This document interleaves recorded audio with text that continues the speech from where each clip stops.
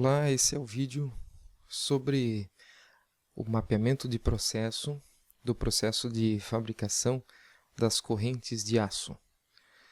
O primeiro passo para mapeamento de processo é colocar uma variável resposta para esse processo. E os processos podem ter inúmeras variáveis respostas, mas uma das que eu coloquei aqui neste mapa de processo foi a resistência à tração, que é uma das variáveis. Bom, poderíamos ter outras variáveis de resposta, como resistência à corrosão, o brilho dela no final, enfim, inúmeras situações em que a gente poderia esperar de um tipo de produto. O que é legal do mapa de processo é que, por escolher a variável resposta que você precisa trabalhar, você foca nas variáveis que precisam ser trabalhadas. Sendo assim, eu peguei então a variável resposta, resistência à tração.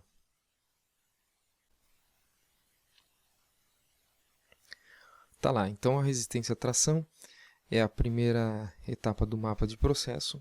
Então é uma variável resposta mensurável.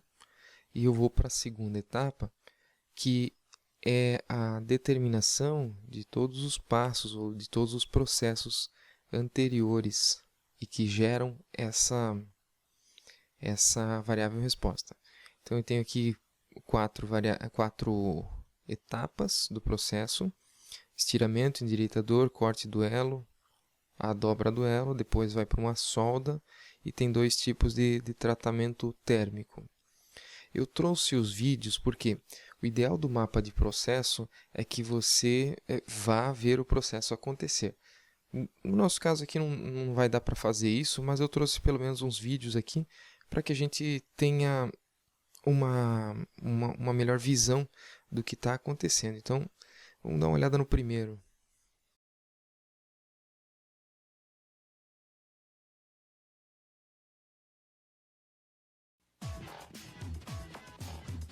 As correntes são usadas para amarrar coisas, fixar objetos e também puxá-los.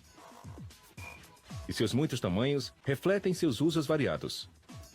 Para fazer uma corrente, um tambor giratório desenrola este fio de metal e o puxa através de um anel guia de aço para uma caixa de estiramento.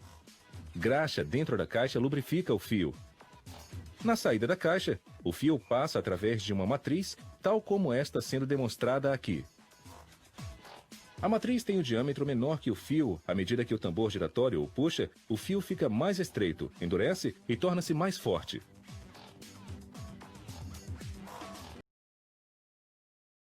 Depois da primeira etapa, que é o estiramento aqui, a gente consegue colocar quais são as entregas de cada processo. Então, para esse primeiro aqui, o estiramento tem que entregar um diâmetro de fio e tem que ter um endurecimento de fio. E o que ele faz para fazer essa entrega? Ali tem uma força de repuxo, um diâmetro de matriz, rugosidade do fio, desgaste da matriz, quantidade de graxa superficial. E existem outras aqui que vocês podem ter visto também. Então não tem uma resposta certa, tem o que você consegue enxergar de variáveis, o máximo de variáveis que você consegue colocar aqui. E que tenham relação, obviamente, com a variável resposta. Aqui no endireitador ele entrega a planicidade do fio, que você tem aqui uma força de garra que ela puxa, porém também tem um desgaste da garra. Isso aqui obviamente é um ruído, né? Tem a lubrificação da garra, e aí tem que ver se ele é ruído ou não.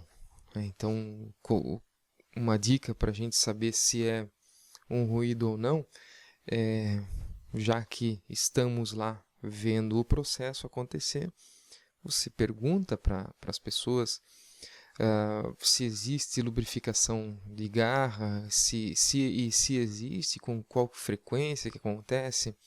Bom, se é uma frequência semanal, pergunta para o mantenedor que faz essa lubrificação dessa garra, se ele tem alguma planilha que ele segue, algum planejamento de manutenção e por aí vai. Aí você vai descobrir se aquilo lá realmente é controlado ou se aquilo lá é um ruído. Às vezes, algumas variáveis, a gente não tem problema nenhum em dizer que é ruído, se ela não tem grande efeito na variável resposta. Se ela tem um grande efeito, mas não é exatamente aqui que a gente vai tirar a conclusão que ela é realmente importante, mas se ela é importante para a variável resposta, é bom que ela seja controlada. Vamos seguir aqui para outra etapa, onde tem mais um vídeo sobre o corte do elo. Uma garra puxa o fio sobre os rolos que o endireitam.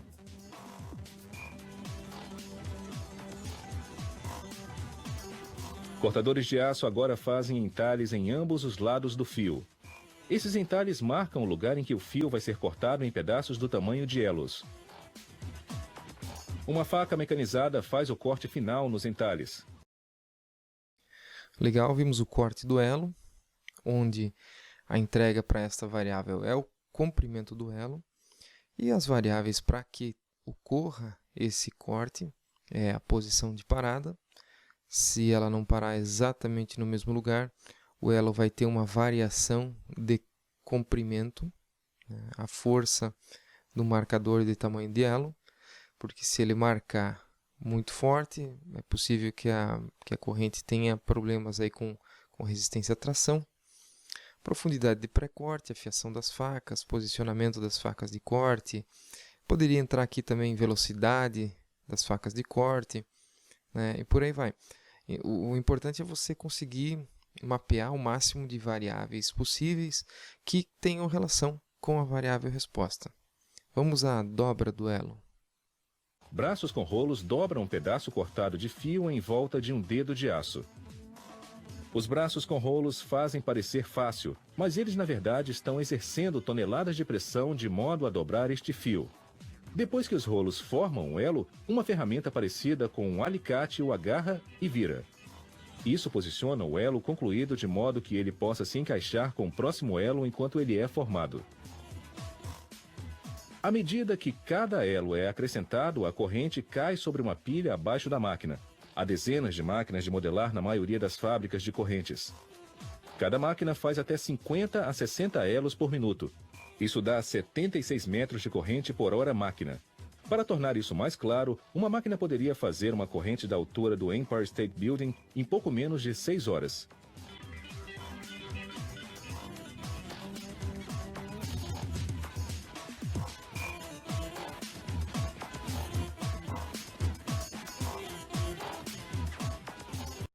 Então, a dobra do elo, ela tem aqui como variável resposta o fechamento do elo na corrente.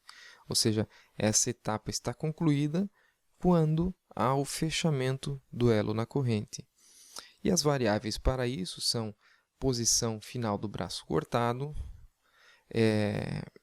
do cortador, né?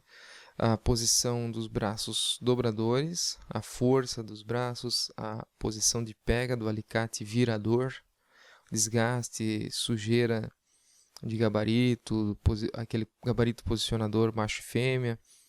Então, continua aqui a lista de variáveis. Vamos aqui ao próximo processo, que é agora a solda. Depois que a corrente é formada, ela precisa ser reforçada. Então, passa-se para a máquina de solda. Martelos à direita e à esquerda empurram o elo para dentro. Então, 2 blocos de cobre se aproximam dos lados. Eles agem como eletrodos e aplicam uma corrente elétrica nos 2 lados do elo. A corrente passa por um intervalo no elo enquanto os martelos o empurram para dentro. O elo chega a incríveis 926 graus Celsius. O fio derrete e o elo é fundido.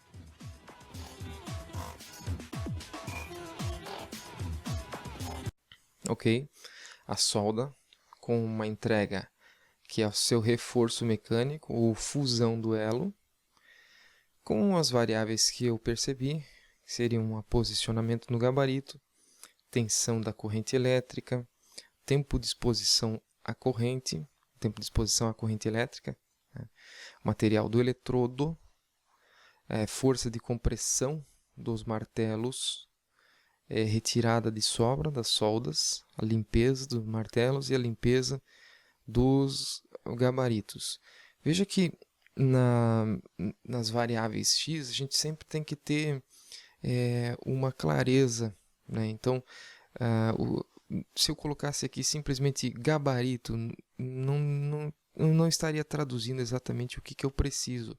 O que eu me refiro aqui é posição no gabarito, né? Se eu botasse aqui simplesmente a corrente elétrica, mas o que da corrente? Tensão. Aqui, tempo de exposição. Então, são coisas que eu até consigo colocar um número aqui ou um nome, material do eletrodo. Eu tenho inúmeros materiais que podem entrar aqui e que fazem parte da minha empresa e que podem ser usados para solda. Então, tem que ter um material específico aqui. Alguns podem até dizer, bom, mas será que isso aí não é componente do mapa de produto também? Pode ser também uma variável de mapa de produto, né, no que diz respeito à fusão dos elos. Mas eu coloquei aqui porque ele é importante no mapa de processo e porque a gente encontrou também vários eletrodos ou vários tipos de eletrodos que poderiam ser utilizados aí também. Então, o material do eletrodo no processo é muito importante. Segue o tratamento térmico. Agora, um sistema de polias passa a corrente recém-soldada por uma bobina de tratamento de calor. Uma corrente elétrica passa pela bobina de cobre, aquecendo a corrente dentro dela até que fique laranja com o calor, 940 graus Celsius. As polias abaixam a corrente para uma banheira de água para esfriar. A mudança extrema de temperatura altera a estrutura molecular do aço, tornando-o muito mais duro. Mas a experiência deixa a corrente um pouco quebradiça. Então ela entra em uma segunda bobina de calor que não é tão quente quanto a primeira e depois para outro banho frio. Isso elimina a fragilidade e dá ao aço um pouco mais de elasticidade. Pelo tratamento térmico, neste específico, ele menciona a dureza da corrente. Então, o que compõe esta dureza é a temperatura inicial que ela se encontra, intensidade da corrente elétrica na bobina, o material da bobina, o tempo de residência dentro da bobina, o tempo fora da bobina antes de entrar na água, a temperatura da água e o nível de pureza da água. Eu coloquei E, aqui no meu caso é o X7, mas poderíamos ter mais variáveis de resposta, como vocês devem ter visto também. Na sequência do tratamento térmico 1, tem o tratamento térmico 2, que ele confere aqui uma elasticidade da corrente. E aí também temos umas variáveis de resposta muito parecidas com a variável resposta do tratamento térmico 1, porém com o tratamento térmico 2. E aqui, veja que o objetivo é um pouco diferente de dar dureza. A dureza já foi conferida, precisa de uma elasticidade da corrente. E tem uma outra etapa que aparece no vídeo, que é a etapa onde a corrente é submetida a testes. Vamos dar uma olhada no vídeo. Agora o grande teste de força. Este é o calibrador da corrente. As polias encaixam a corrente em um canal que foi cortado em um bloco de aço. Uma abraçadeira à esquerda a mantém no lugar enquanto o bloco de aço movido hidraulicamente puxa a corrente para a direita. Será que ela vai quebrar ou vai resistir? E será que pode suportar a carga? Afinal, uma corrente é tão forte quanto seu elo mais fraco.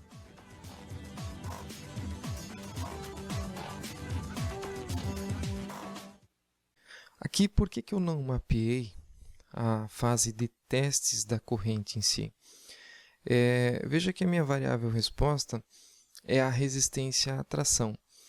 E eu medir uma amostragem aqui, como eles fazem, ou eu medir 100%, enfim, não vai alterar a resistência à tração da minha corrente. Então, o fato de eu conferir se ela está ou não está de acordo com o que o meu consumidor espera, o fato de eu fazer essa medição não agrega em absolutamente nada na variável resposta à tração.